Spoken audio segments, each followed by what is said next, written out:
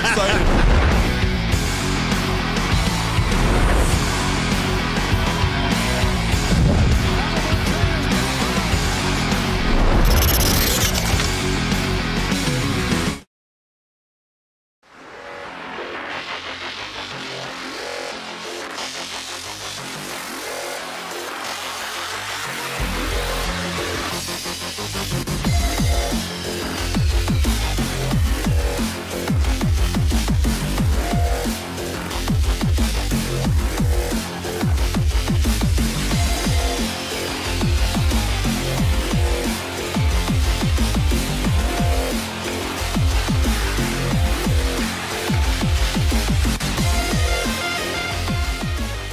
It's time for Two Guys and a Goalie with Dustin Nielson, Matt Kassian, and the goalie, Joaquin Gage.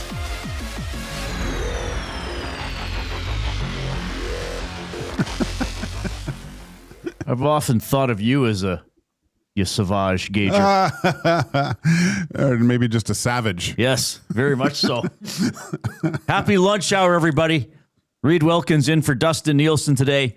Two Guys and a Goalie. Presented by GS Construction. They are hiring now. GS is looking for experienced pipe layers, operators, topmen, and superintendents. Visit gsconstruction.ca. Joaquin Gage here with me in studio at the Edmonton Sports Talk Global Headquarters, and joining us from an undisclosed remote location is Matt Kassian. Matt, blink twice if you're safe. Witness protection. No, I'm safe. I just can't tell anyone where I am. It's a very, very safe, very private location. That's fine. Good to see you guys. Oh, quickly, look, we got to talk about the Blue Jays. Here's the Oilers' expected lineup for tonight. They are going 11-7 once again. McDavid with Nugent Hopkins and Mangiapane, Draisaitl with Podkolzin and Roslovic, Henrique, who is going to be honored tonight because he recently played career game number 1,000. Henrique with Savoy and Frederick, Tomashek and Howard as forwards 10 and 11. Ekholm, Bouchard, Nurse, Wallman, Kulak, Emerson, Stetcher on the blue line, and Stuart Skinner is your starting goaltender as the Oilers will try to beat the Rangers for the second time this month.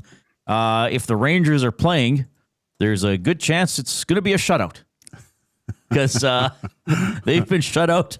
Well, they were shut out 3 straight times at home. They had a shutout a couple days ago against the Vancouver Canucks. So usually, what have their scores been? 3-0, 4-0. They had a 1-0. They had a 2-0. So 4 of their first 5 games were shutouts. Yeah. 1, 4, and 3 against. So 5 of their 11 games, the losing team has been shut out. So score first. Which the Oilers, by the way, don't really do. Don't really do a lot of. We'll rally whenever we want. Though a better game a couple days ago. We'll dive more into some Oilers storylines here. We got to talk about the Blue Jays. I mean, that's the big story in the country. That was Trey Savage's 8th start in Major League Baseball. That's crazy. Isn't that nuts? Like 22 years old and just ice in his veins right now. Crazy. We just see the desire and I don't know what the right word is, but he gets the command that he has on the mound. They were even talking about it on the broadcast, how he can't wait to get to the next pitch, right? And get after these guys. Like it was, and I mean, I didn't realize all the records that he actually broke last night as in that game, right? Just phenomenal. Absolutely phenomenal performance from an unsung hero, I guess. But yeah, I mean, I would like to see the numbers on Yasevich's jersey sales over the last 3 or 4 weeks, right? It would just be, oh my gosh! Just if he had a portion of that, he could retire. I liked how you put that. How he couldn't wait to get to the next pitch, and that's such a awesome thing about sports and confidence, belief, whatever you want to talk about it. I talk about that all the time because yes, skill, stats, size, coaching, all that is important, but what's that little extra thing that can put you over the top? And whether you're a high school basketball player or a major league pitcher or an NHL player, do you want to be on the foul line with the game on the, like, even if you're a grade 9 basketball player, you've probably had that experience or know a buddy, right? And then you get to pro golfers. You know what? I wanted to hit. I love that bunker shot. I wanted to have that approach on 18. And the Dodgers last night. Now, again, who knows what's going to happen tomorrow? But the Dodgers last night looked like Freeman's face. And I know Betts, but even Freeman's face. There was a pitch he swung at for like early in an at bat to go down 0-1 or 0-2, and you looked at it like, okay, he's gonna get me out. Like, just get me out of here already. Yeah. There was a lot of dejection in those faces, but the old adage, right? Give me the ball. I want the ball in the most crucial parts of the game. And you could say that to a man almost with the Blue Jays right now, right? They're all seem to be ready for the gravity of the situation and can't wait to put their mark on it. It's a very enjoyable team to get behind and watch. Yeah, absolutely. And it's still not over. Like, let's not forget that. And LA is still a very, very good team. So a lot of series left to go potentially. Hopefully they just win it in 6. That'd be great. But LA is pretty good too. It's crazy, the power of belief, and you can see that. And that's one of the interesting things. If we want to segue into the Edmonton Oilers, I mean, you look at Hockey Gage, and I know you played on teams where the power of belief was real and strong, and generally those are the teams that were better, regardless of where your skill level was at. Because you could have all the skill, all the talent, all the everything, but if you don't at your core, believe that you're going to win a game, believe that you're going to score a goal, believe that you can make that play, believe that you can make that save. Like, if you don't have that innate feeling inside of you, it doesn't happen. You just fall apart, typically at the first sign of adversity. Now, when you have that feeling and things don't go well, there can be some cognitive dissonance, and you have to sort through that, I think, as an athlete. But it's a crazy thing, and athletes that are the best ones. I mean, that's a mentality that's there. Gage, I know you understand this. I was having lunch a little while ago with a good friend of mine, and it wasn't an athlete growing up, or was, but not at an incredibly high level. And we're talking about those moments from a career standpoint when you first realize, I can do this, like I can succeed, I can win. And he was taking me through some of his and mine, and Gager, this is where I want your feedback, and Reed, yours too. But I was like, I don't have any of those moments where I was like, oh, I know I can do this. I was just like, I just always knew I could. And it's like, me was the opposite problem. It's like when people, those moments that stuck out to me were moments when people were like, no, you can't do this. Or like, no, you're not going to be able to. And it's like, well, I'm going to show you then. And I think back to an athletic career, like that's what it was, is people like, oh, you can't, no, you're never going to play pro hockey. And it's like, well, okay, I'll show you. Right, and I go back, and we ended up losing the second round in the playoffs to Pittsburgh that year, who had a fantastic team.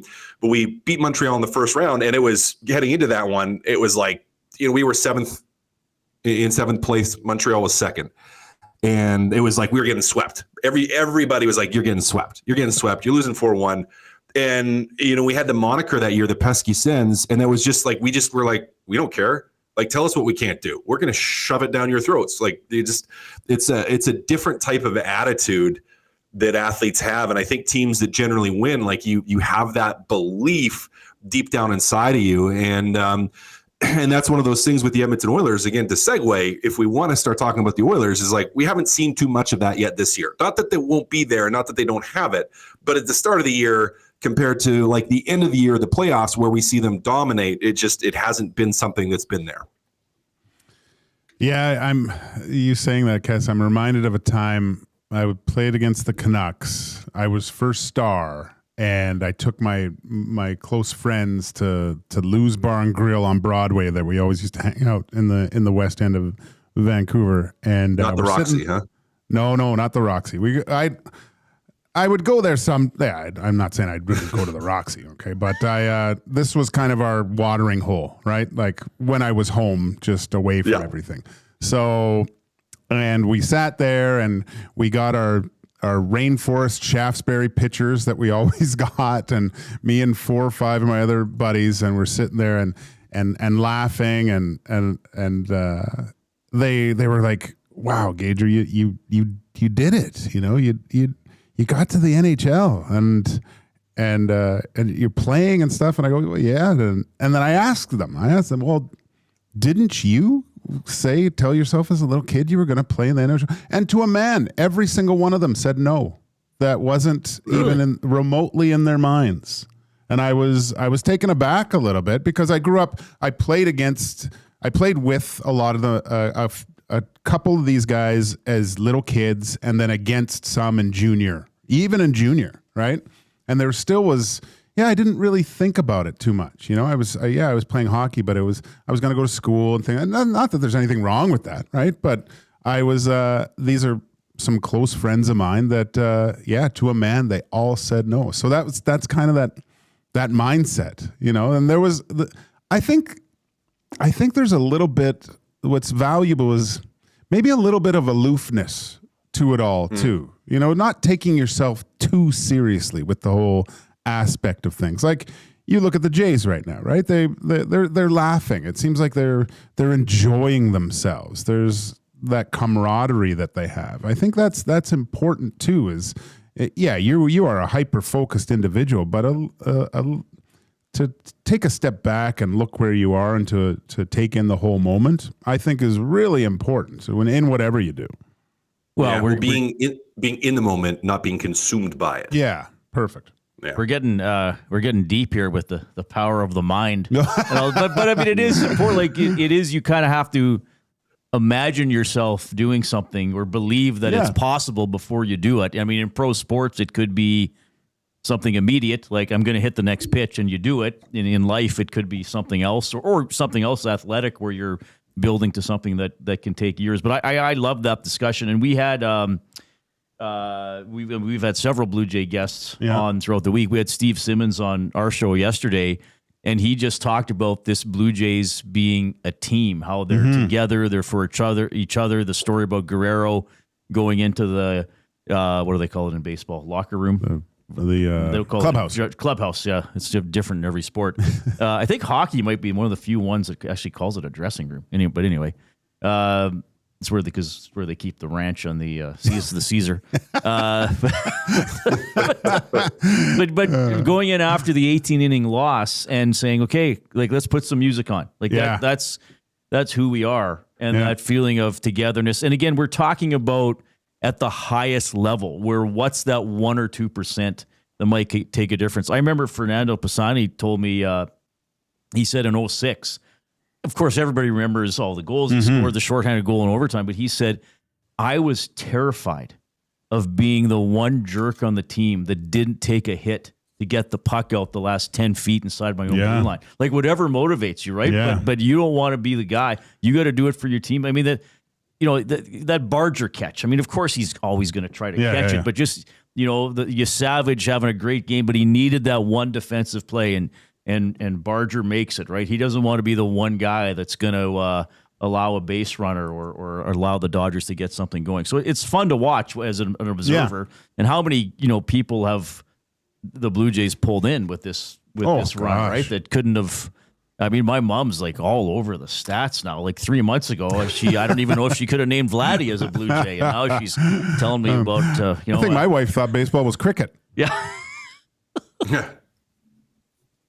So anyway, Blue Jays can win it tomorrow. Oilers play tonight. All right. So the 11-7 guys. Now, a lot was made last game of Nurse's ice time coming down, which it did, and specifically he did get benched for about the first, or he didn't play, I guess, the first 6 minutes of the second period. But Bouchard's ice time was down. I mean, Stetcher played about 10.5, so he stole kind of a couple minutes from the 4 or 5 guys above him in the lineup. So they're going to roll it out again. Is this, they won, so they got to do the same thing. And one thing that's come up a lot the last couple of days is, okay, was this Knobloch guarding against Bush, Nurse, or Ekholm, having an off night? So you got a 7th guy to roll in there. Cass? Yeah. I mean, I think I think it is because, and I said this, and it wasn't on I didn't do pre-post. It'll be back tonight, but I didn't do it on Tuesday. And heading into this week, coming out of the weekend, I made a supposition that the Oilers' problems were all stemming from their defense and their inability to score, their inability to generate offense, their inability to get a ton of high danger chances. They're when we're looking at it and we're going, oh, they're playing slow, even though they're not skating slow, but they're playing slow, was all based on their defense. I think their defense has been at the core the biggest issues that they've had this year, not from playing defense and giving things up, but just not moving the puck effectively and too many turnovers, too many mistakes, too many pucks throwing away. And I think giving some flexibility and some options allows Knobloch to manage some of those minutes when players aren't going. Now, if you start the game and Darnell Nurse is having a great night with 7, well, then you can just keep playing him. But if he's really struggling and you have the ability to give someone else some more minutes and to eat up some of that, then you have options. And the same goes for Bouchard. So I totally understand it. I don't think it's not ideal for the entirety of the season, but for where this team is at right now, it makes a lot of sense. Yeah, that's the first thing I thought of.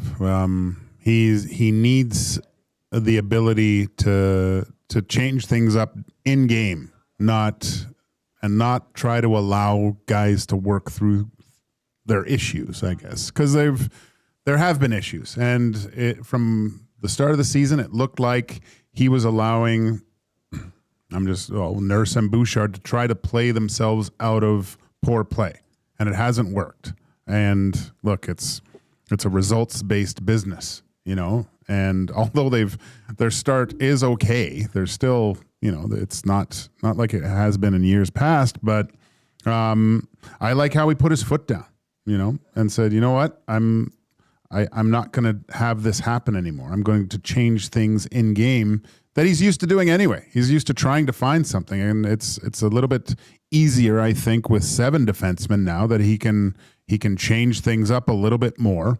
And if someone isn't going or isn't performing at the level that they should, they're gonna watch for a bit. That's I love that shot across the bow.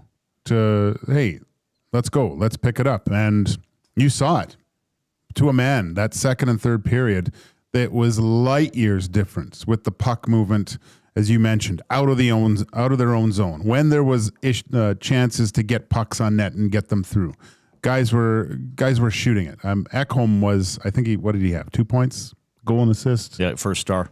And Emerson, jumping, great goal. Like, to get that extra. Bouch was good too, man. He looked more confident with the puck, I think, carrying it and moving it. So yeah, whatever was said, and with the certain type of situation that was on the bench, and seeing a guy like Darnell Nurse at the end of the bench, with his pom-poms, I think that resonates through the decor. 2 Guys and a Goalie on Edmonton Sports Talk, presented by Play Alberta. You can text us 780-218-9999. If you're on YouTube, you can post in the nasty chat there as well. Give us a thumbs up. Let's see how many thumbs we can get here over the lunch hour. A couple messages I'll get to. Eden says, hey, boys, I'm glad Knobloch is going 11-7 again. Last game, Nurse was 5th in ice time among defensemen. Probably not a long-term solution, but he needs to find his game. Waddy in Cloverdale says 11-7 tells me the D-Corps isn't able to handle a normal workload because they aren't 100%. I don't know about that. Wallman's obviously coming back, but he's played 5 games now. I know Ekholm maybe didn't look quite like himself most of the first 10 games. I don't know. Do you think it's someone's banged up situation, or it's just a few big guys got off to a bad start? To me, I don't know why. I still think Wallman's not at 100%. He was banged up, came back. You usually don't come back at officially 100%. He just seems to be a little bit labored moving at times. His game seemed to flow a little bit more, and it's gotten better. But maybe that's the case. You still don't know his status. He could aggravate something, even with Ekholm. But both of them looked really good last game, in the second and third. Yeah. I don't know if I'm saying this right. Geist MD in the Nazi chat says, hogwash, Stetcher in the lineup isn't boosting the defense. Well, Stetcher is who he is. But I don't think I would reply to that by saying That's not necessarily the point. No, the point is yeah. Knobloch is saying to other guys, look, there are other options. You know, I get it. Like Stetcher is a 7-8 in Exactly. most organizations, including this organization. But I don't think Knobloch was saying, hey, Stetcher is better than you guys, so I'm going to play him. He's saying, look, Bouch, like it's not a given. It's not written. A lot of people wanted Bouchard's ice time cut. So this is how Knobloch did it, by dressing another guy. A lot of people have said, well, put Nurse on the bench if he gives the puck away. Well, this is how Knobloch did it. Like, yes, maybe he only did it for 6 minutes. So Stetcher was the player that went in there. I don't know if I think he was more sending a message to those higher end guys as opposed to saying, okay, Troy, here's your chance. Like they know what Stetcher is at this point. Yeah. And I think part of it too is, like Stetcher, love Stetcher, hate Stetcher, think whatever of his play, is the guy battles. Like he tries very, very hard, works very hard. He's willing to block shots, willing to take hits. Like he plays, we would say he plays the game the right way, and that he doesn't try to do too much typically. Like he's a pretty straight line player. You know what he is, yes. But I think there's an element of that to it as well, to say, hey, we're going to put this guy in, and he's going to get a little bit of a chance because he's just going to go work. And if you don't, then if you're not executing, well, we have someone else that can need some of those minutes. And it's one of the few levers you can pull. That ice time currency. It's a currency. And, it's funny to me that some people are all of a sudden now kind of hum-hawing about it when it's like all we heard for the first 8-9 games was like, oh, they should just scratch Bouchard and scratch Nurse, right? Like they're not going to scratch them. But for the first time, really in a long time, we're seeing Knobloch go to the arsenal of reduction of ice time, which speaks volumes. I really liked what Ekholm said after the last game, that after the first intermission, they basically said enough is enough. I guess you could say you can wish they would have said that a little earlier, like maybe on that road trip. But it's interesting talking about this team because now they've become a perennial playoff team. 6 years in a row, to the final a couple years in a row.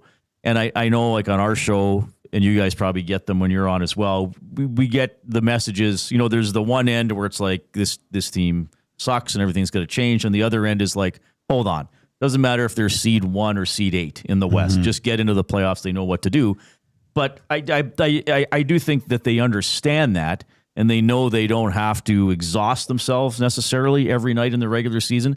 But there's still a baseline level of effort and performance required to win an NHL regular season game. And I think to me, that's kind of what Ekholm was saying. Like enough is enough.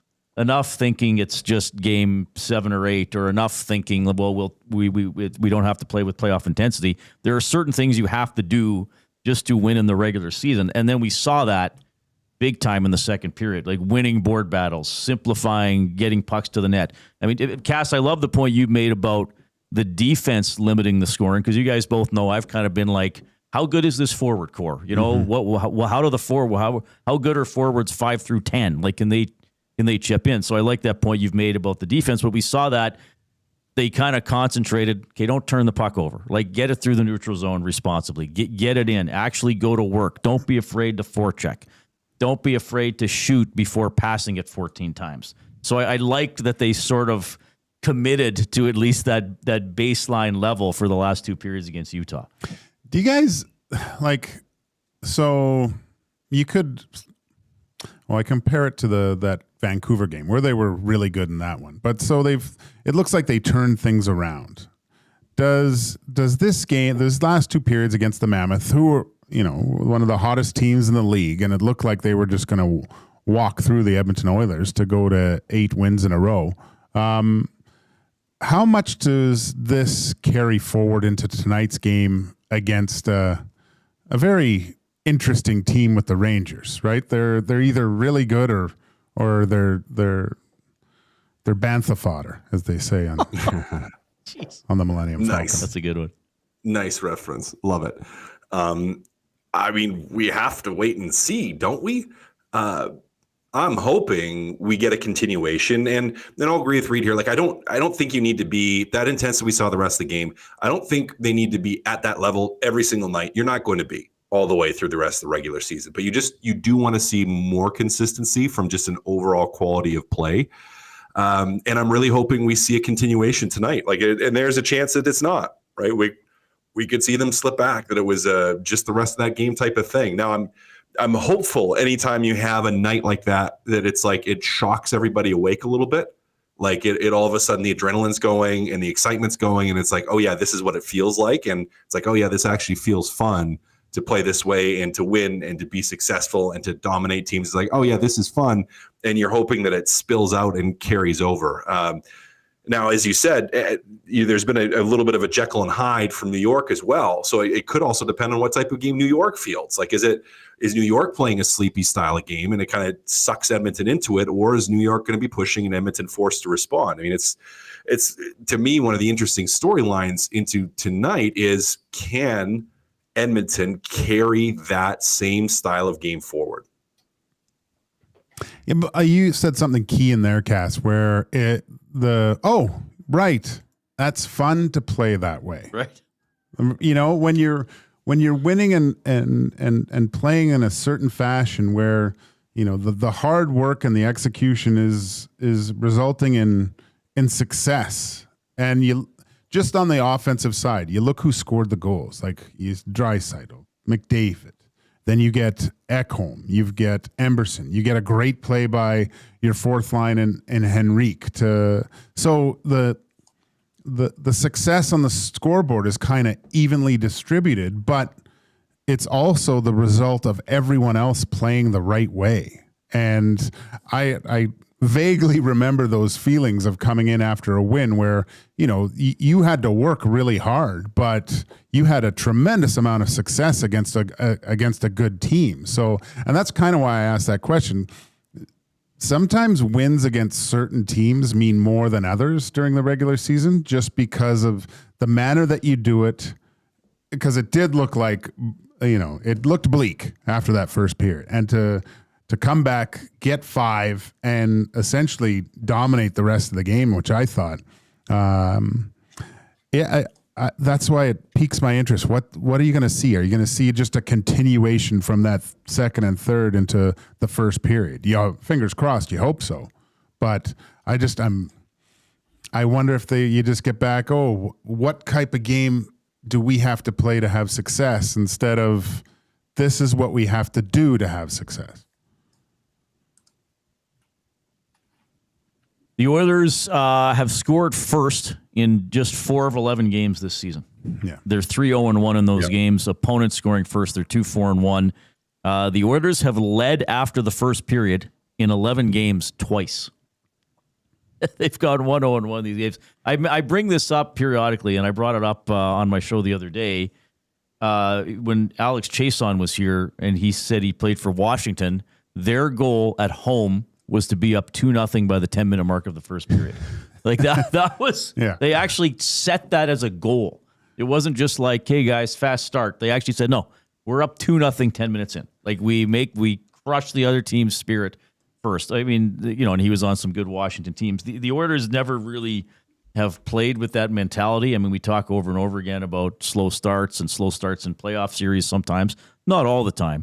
Knobloch did specifically say today in his pregame availability that we want to score first. We want to establish something. We want to make the other team play from behind for once. So we'll see if they can get that going tonight. Yeah, I just want I just want to see that engagement level in the first period. You know, commit to not turning over the puck, commit to making intelligent plays, and go to work. Like it felt like a lot of those first 10 games, they were so trying razzle dazzle. Yeah. Which I know this team is capable of. That's fine if you can pull it off from time to time. But it felt like when the razzle dazzle play didn't work and the puck goes into the corner, they were just kind of like, bummer. Yeah. You know, as opposed to being like, okay, puck's still alive. Like we could still make something out of this, even though we didn't score on the first attack. Rangers coming in with a road record. Pretty good, 4-1-1. The Oilers 3-0-1 at home. Special teams story, the Rangers power play not doing well this season. They're 4 for 28, 14.3% is 27th. And the Oilers power play 4th in the NHL at 30%. The PK, The Oilers are okay. 82.1% is 13th. The Rangers are excellent. 89.3%. That is 5th. We had Dave Maloney on the show yesterday from MSG, and Jay asked him about the Rangers power play. He listed off the names on it. I mean, just having Fox back there. And Dave Maloney basically said they do not move the puck quickly enough. He said in this era of whipping the puck around, he said the Rangers do not move the puck quickly enough, which I found kind of interesting. Cass, you played with Zibanejad. What is he a streaky player? Like, I know he sits over kind of an Ovi's side and I see him. He's a. If I were to put a number on it, what is he, like a 60-40, 60% shooter, 40% passer from that side? It seems like to me, or is he full on? Yeah, no, he passes too. He's not just a shooter. Like he'll pass too from there. Because I'm going to see how streaky he is here. I'm going to look for bunches of goals. Because when I watch him and the way that he shoots the puck, it piques my interest because of the way he can get it off and the velocity that it comes off. Right? I find him very dangerous when he's out there, especially when he's feeling it. But again, he's an interesting player to me because I'm always left wanting a little bit more because he shows a lot, and then it's very, that's why I ask if he's a streaky player or not. Yeah, I think if we look, because I'm just looking at the logs from the last couple seasons, there does seem to be some streakiness where it's zeros for 4 or 5 games in a row, and then all kinds of numbers for 5 or 6 games in a row. Then zeros for 3 or 4 or 5. There's 1, 2, 3, 4, 5, 6, 0 points in 8 games, and then all of a sudden 1, 2, 3, 4, 5, 6, then 7 games with a point at least in every game. So there seems to be some streakiness to that. I can't recall exactly how streaky he was. I mean, he was young. He was just a pup. Yeah. He was just a little 18, 19-year-old baby at the time that loved making beats on Fruity Loops and would make me sit next to him on the plane and listen to his beats, which was actually, it was fun. And he's doing concerts and stuff now, so that's cool too. But, so I can't say that I have an answer to if he was when I was playing with him. But it does seem to be, when I just pulling up again the game logs that there is that streakiness to him. But he is a guy that can do both. I mean, he does have a great shot, a great release. It is weird to me because you would think, like, with this Rangers roster, as you guys already said, like to think that you should have some more offense on the power play. Like, I mean, the second Adam Fox is there, I mean, that guy's incredibly creative, incredibly offensive. You have Zibanejad, you have Panarin, and you think just with those 3 and then throwing JT Miller, those 4, you're like, they probably should be able to execute. Like, those are all guys that have been on really good power plays that have had a ton of offensive success. And it's just been flat, which is odd. Now, if you're the Oilers, you have to look at this, and I don't think you look at this and go, oh, their power play is not great. I don't think you can sleep on it, because the potential to me is just there for the New York Rangers power play to come alive. And if it does, this team gets a lot more dangerous, and maybe we don't see those 0 goal games all the time from them. Got a good message here from Gordon in the Nasty Chat. He says the Oilers facing the Rangers early in the season is like the teams looking in the mirror. Both teams have a habit of mailing it in. Yeah, hopefully the Oilers have woken up a little bit. The Rangers are interesting because last season, there was a sense they were underperforming. I mean, didn't they have, what was it, a 19-game stretch with 3 or 4 wins that pretty much killed their season? So Chris Drury, the GM, like, they traded virtually half the team. But they're leaders, too. Right. Like, it's some good players. And now they've started this year, and he's probably, again, like who are we? Like, I actually, like, he didn't come back with the same team, and the fans can be like, well, see, Chris, he's probably like, I tried changing guys. Yeah. And it's still the same thing. Trade them all again. Yeah. Trade them all again. Trade Miller back to the Canucks. That was interesting, them giving him the C, though. I guess it's... Yeah. Maybe he took it over after a bit. I don't know, but anointing him I mean, we all know Miller's he's a very demanding teammate, I think, but he's not afraid to do any. I don't think he would ask anyone on the team to do something he's not willing to do as well. So, yeah, I think in a dressing room setting, you do have some of that respect for him. But from all accounts, hearing some of the stories out of Vancouver, it was even like, hey, JT, let's take a step back here for a sec. It's a little bit too much right now. Well, and you wonder how much of it was trying to send a message to everybody else too. Yeah. Right. Like your other veteran guys in that room to be like, new guy, he's getting it. Yeah. You can post in the nasty chat on YouTube. Give us a thumbs up there as well. Don't be a pleasure delayer with the thumb. Remember, we're signing off just before 1. Let's see if we can hit 100 thumbs over the lunch hour. That'd be pretty cool. That'd be great. You can text 780-218-9999. A lot of comments there on the Oilers going 11-7. Luke in Cowtown says, when are they going to go 13-5 so they can get a couple forwards going? I'm looking at you, Frederick. Well, yeah, probably a slightly better game by Frederick couple days ago, so we'll see if he can build on that. We are going to hire it or fire it for GS Construction. For over 50 years, GS Construction has been proud to serve our communities and work alongside incredible people. Every member of their team has their own story, but they all share one thing in common, a passion for the work we do. Visit gsconstruction.ca today. All right, I'm going to start hire it or fire it with a story from outside of Edmonton, but it is a pretty interesting story. Hire it or fire it that a player, looking at you, Matthew Barzal, should be scratched for being late to the morning skate. Apparently that's what's happening. Pretty significant, taking a player of that caliber out of the lineup. What do you guys think? Hire it. If that's the team rules, that's the team rules. Like, you have to apply it evenly, right? Like, you have to apply it evenly. Like, if that's the rule and it was made clear to everybody else, to everybody on the team, hey, this is our expectations. If you're late for a morning skate, you're not going to play. And if that was the rules, I mean, he's just you're gonna break the rules now. Like, what does that communicate to everybody else? I don't think it communicates anything positive. That, oh no, we're okay. Depending on who you are, the rules apply. You know, what is it? Rules for me, but not for thee, or rules for thee, but not for me, right? Like, I don't know. I have zero issue with it. If the team rule says that if you miss a meeting, you're late for a meeting, whatever, you're not going to play, and it wasn't like an emergency situation, right? Because there's a difference. Like, yeah, your car breaks down, your tire pops, whatever. Like, it's different. But like, if it was like he just wasn't there on time, left the house too late, yeah, scratch him. That's the team rule. Hire it completely. Yeah, I'm with Cass. Hire it. It doesn't matter who you are. You set a precedent. Like, it's a horrible look if and then a fourth liner guy does it the next, a week later and he doesn't play. No, the rule stands for everybody.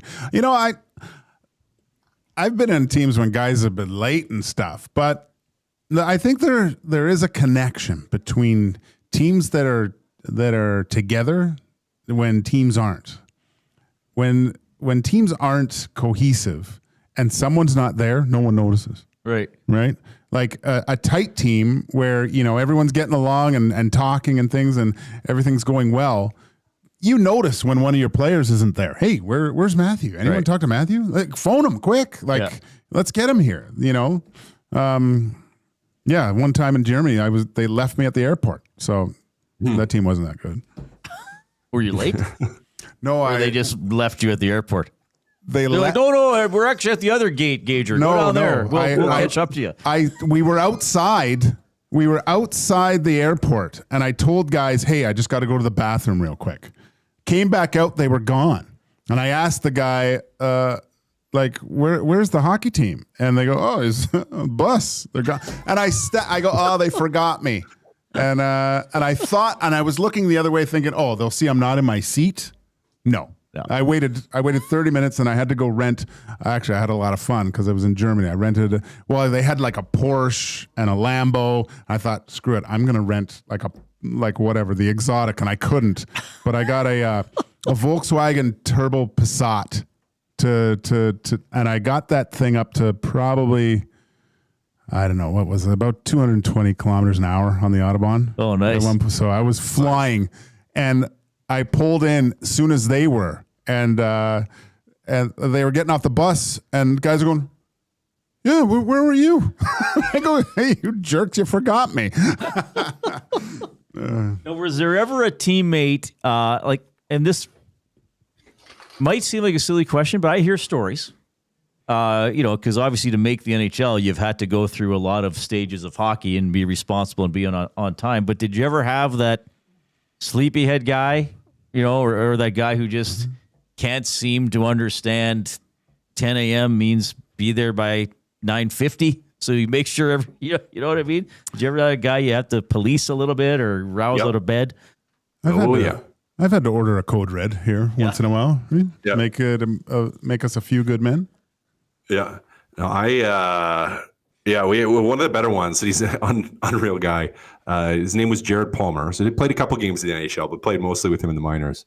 We called him Arnie Palmy. I don't know how that happened, but his nickname ended up being Arnie because Jared Palmer. So somehow it turned into like Arnold Palmer, and then it turned into Arnie Palmy, and then it was just Arnie. But he was like, I don't want to say he was a space cadet, like, cause he was a smart guy, but just aloof at times. And, he was one without question where like whoever his roommate, I was actually his roommate for a little bit. Like as a road roomie, like in the AHL, you still double up. NHL is a little different now because you're by yourself on the road. Like you're always by yourself. AHL is like you always double up. But it's like if you're road roomie and you're like, hey, I'm going down for breakfast. It's like you need to make sure he's awake. Because if you go down and you don't bring him with you, like he might not make it for breakfast and might not make it to the bus. Like and you don't know if it's because he's going to be sleeping or if he's just forgot that you have to get on the bus. Like it was just one of those guys. And again, like unbelievable guy. He was a good player, but just a little bit of a space cadet that way. And if you talk to him and you spent an hour with him, you'd be like, yeah, I see what you're saying. Like I get where that's coming from. Like just some guys are just like that. Like just don't think about it, and that's okay. You just just like any job, you kind of have to force yourself, even if it's not your strong suit. You gotta pay attention to it. I hate being late though. Yeah, I just hate worst. it. I was late to when I was with one of the teams one year with the Chilliwack Chiefs, and I set the alarm and I set it, but I turned the volume down by accident. Oh no! So I slept through, and then my billets came there practicing. I got there and everyone was just getting on the ice, and the coach made me just run stairs the whole practice. So I was there running stairs and just brought me into the coach's room and ripped me as a young 17-year-old. And I felt, and that has stuck with me since, just being late for things like double checking alarms. Yeah. And anyone that's late, it bugs me. Oh yeah, it really bugs me. Yeah, it's when you got the alarm, you got to back up the alarm. Like so, and this was before, at least for me and Gage, it would have been for you too. It's like before everyone had the iPhone, right? Like cell phones, some guys, but before iPhones, it's like you'd have two alarms on your phone, and you'd be calling and like having a wake up call.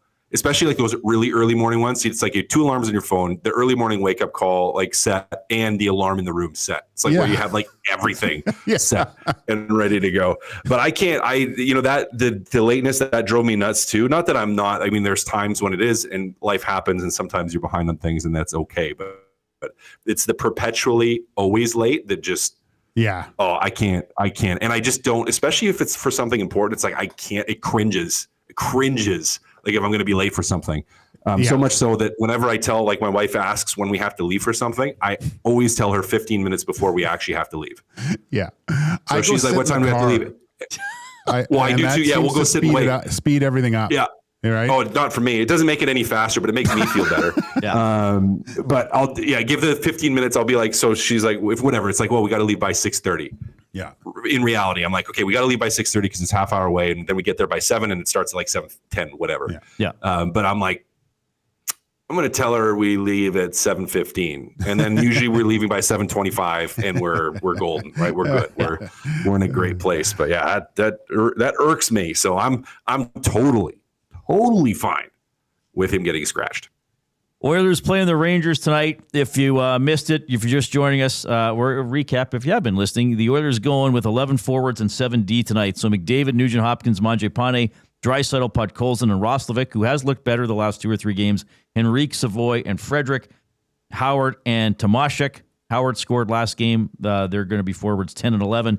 Ekholm, Bouchard, Nurse, Wallman, Kulak, Emerson, and then Stetcher on the blue line. Stuart Skinner, who shut out the Rangers a couple weeks ago, will be the goaltender. 7 o'clock game. We'll, of course, have continuing coverage on Edmonton Sports Talk throughout the afternoon. And then at 6 o'clock, the Oil Stream GCL Diesel pregame show with Tom Gazzola. And you today, Cass, and a host of others postgame show afterwards with Cass and Tom. I'll be hopping on for Reed's Read for Ewell as well. So it'll be a fun evening with the Rangers in town. Another hire it or fire it for GS Construction. So tomorrow, Halloween, also tomorrow, to go back to the Jays, they can win. Mm-hmm. Does that affect your candy plan with the Jays? Like, don't interrupt me. The bases are loaded. There probably will be the bowl outside. I'll say that. I think I'm going bowl. Cass is a little bit different. He's he's probably wheelbarrowing it with a warm or probably a Yeti. I'm guessing a Yeti with some sort of spirit, warm drink with at least 4 or 5 extra pillowcases. Am I right, Cass? I'll have a whole bunch of extra pillowcases. I haven't thought through the drink situation yet. Okay. But I was thinking this morning, I'm like, man, we gave away our stroller. I'm like, that was a bad idea. You don't have a radio flyer? And I was like, oh, we don't have like a wagon.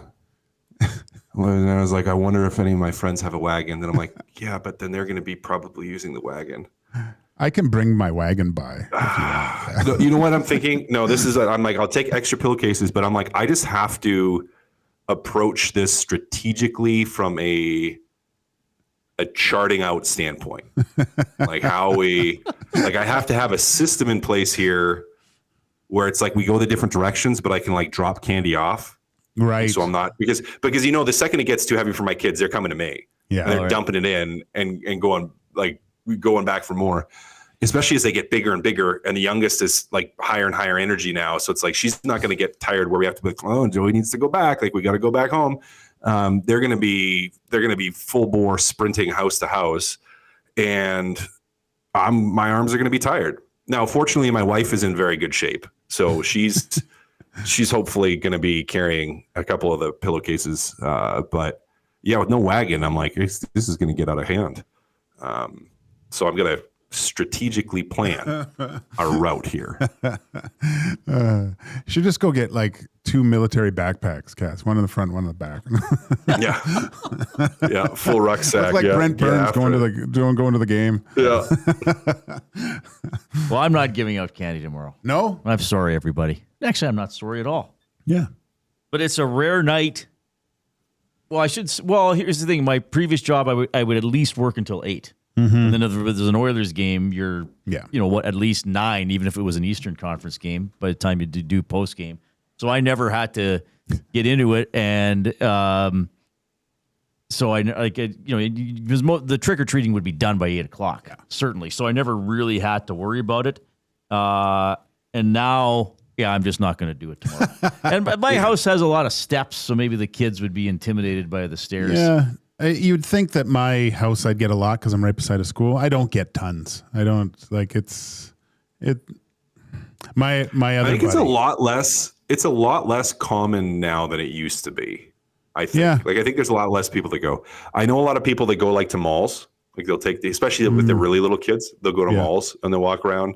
I know some organizations and there's some churches they call it like trunk or treat.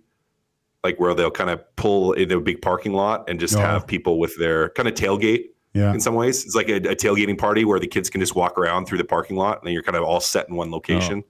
There's some stuff like that, but I don't know. Our neighborhood, which is like a younger neighborhood in terms of the age, is like we still don't get a ton either. When we're now being said, we're out of the house for a good chunk of it because we're out doing the same thing.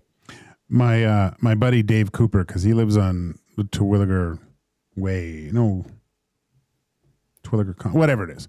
It's a lot of families, right? And my other buddy had the counter, and I think it was like 950 kids that came to the door one year because a lot of people actually drive in. What did you say? $950. He would. How much candy did he have? He had to spend a few $100 in candy. Oh my God! And he because there's fireworks afterwards at the park that's right there. People actually drive in to Terwilliger to trick or treat there because there's tons of young family houses. Oh wow! I mean the neighborhood looks great. Like everyone's got their decorations up. It looks really cool. So Cass, you everybody goes out. So there's nobody at Cass HQ to hand out candy to the kids who come to your house, though. Correct. Yeah, the dog's with us too. Yeah. So. Oh my goodness. So, but do you leave a bowl out though? Because you might be going to a neighbor's house. I know we haven't yet. We haven't yet, which has meant like whenever we do get back, like the last couple groups of kids get a ton of candy. Okay. So it's like when they do come by, they do not leave without like 3 or 4 good handfuls because I always buy too much. So yeah, I mean, we probably could do the bowl. I don't know. I just feel like that's a cop out. It's like I'm there or I'm not. If I'm there, I want to spoil the kids, give them all the candy. If I'm not, you get nothing, and that's fine. I'm thinking because I don't want to spend a ton on candy. Maybe I don't buy candy at all. I put out the bowl with a sign saying, "Sorry, we're out," and then so you don't get egged or something later from mad kids. Geez. Maybe you know what? Maybe I will. Or you just put out the empty bowl and just say take one, but it's just empty. Yeah, exactly. Oh, but people be like, "Oh, we were here too late." That's what I mean. Oh, like shoot. someone took all it all already. Yeah. Just guard against the hooligans, the Terwilliger hooligans. Maybe I will answer my door, but then I'll just teach the kids about baseball stats. Okay, There you go. Batting average doesn't include walks, but on base percentage does include walks. Okay, so when you're dividing, like if you go 9 for 14, that's a good batting average. Plus, if he walked twice, those wouldn't be at bats, but he'd be 11 for 16 for on base percentage. We need to I'll record just teach this. them. We Yeah. need to record that. I want to see vacant looks on children's faces. Yeah. Like that. That's good. I may do that. Maybe not. All right. Cass, great work as always. Am I going to be talking to you tonight probably at some point? Absolutely. Yeah, Okay, most likely. Looking forward to that. 6 o'clock, Oil Stream, GCL Diesel, pregame show, Oilers and Rangers at 7. Again, the Oilers going with 11 forwards and 7D with Stuart Skinner in net. Cass is staying, Gager is staying right there to do EST Afternoons with Hernan Salas. I'm back at 3 o'clock until 6 for the Reed Wilkins Show with Jay Milne. Have a great afternoon. Talk to you soon.